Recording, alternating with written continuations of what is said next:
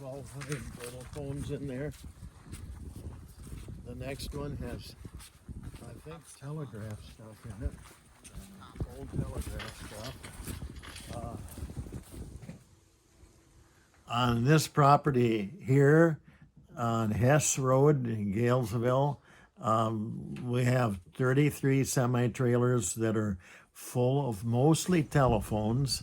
There's several large buildings, large meaning they're 80 foot or 100 feet long and so on, and they are full of telephones. One will be our workshop when we get moved out here, and we've used it as a workshop from 1976 when we came here until 1988 when OSHA convinced us that we should move into that OSHA-approved building in Galesville, which is 300 feet long and 4 floors high, and very wonderful building to operate in, but we're unable to have the resource now financially to operate out of that building, especially with the employees that are required to engage in a business.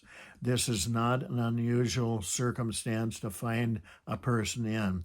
Everybody that's in business is faced with this situation. Ours is unique because it's telephones, and telephones were once popular of all different types, and now it's just the cell phones are popular, and that's another story where you see people walking around looking at their cell phone, checking their values in a shop or a store and comparing to whether to buy something.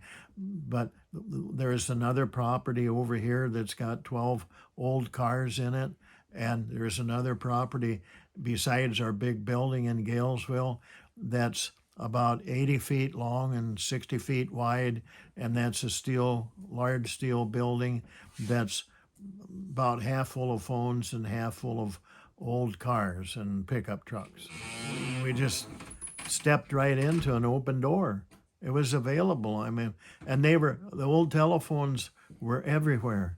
And the buyers at first were collectors and dealers that operated in the larger populated areas of the United States like New York, Florida, and California. This one is complete.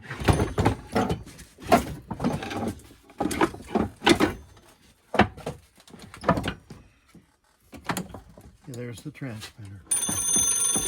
You talk into there, put that up to your ear.